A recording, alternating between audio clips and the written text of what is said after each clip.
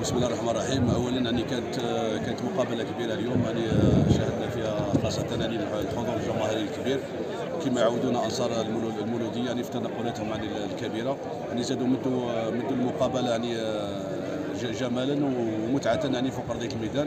نظن يعني حضور انصار حتى تاع نجم مقرا اليوم يعني دخلوا بقوه، وكانت المقابله فيها نديه كبيره فوق ارضيه الميدان.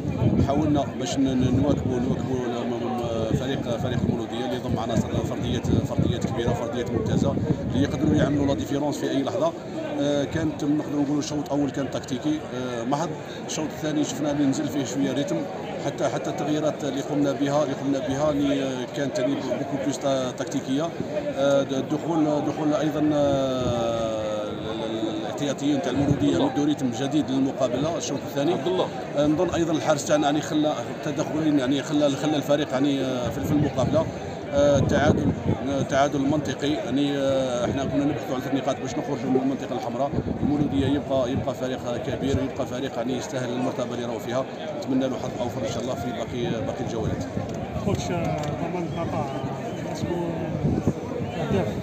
نظن بالمردود تاع اليوم اللي قدموا الفريق نتاعي، نظن يعني ان شاء الله يقدم هذا المردود يعني في المقابلات واحد اخرين، يعني ضد يعني قسم واحد اخر اللي نظن يعني لا ديفيرونس دو نيفو باينه انديفيديوالمون، مي قدرنا نوقفوا الند للفريق المولوديه مالغري رانا في ارضنا، لكن نعرفوا يعني قوه المولوديه.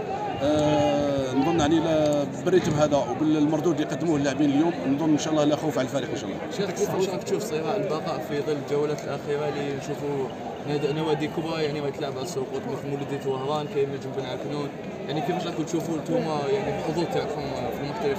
لا ان شاء الله احنا نشوفوا ناخذوا مقابله بمقابله، ونظن يعني لو نفوزوا بالمقابلات المتبقيه على ارضيه ميداننا ان شاء الله نقدروا نتفادوا عن السقوط، ونقدروا ايضا نجيبوا نقاط خارج ديار لانه فيها مقابلات اللي نقدروا نجيبوا منها نقاط.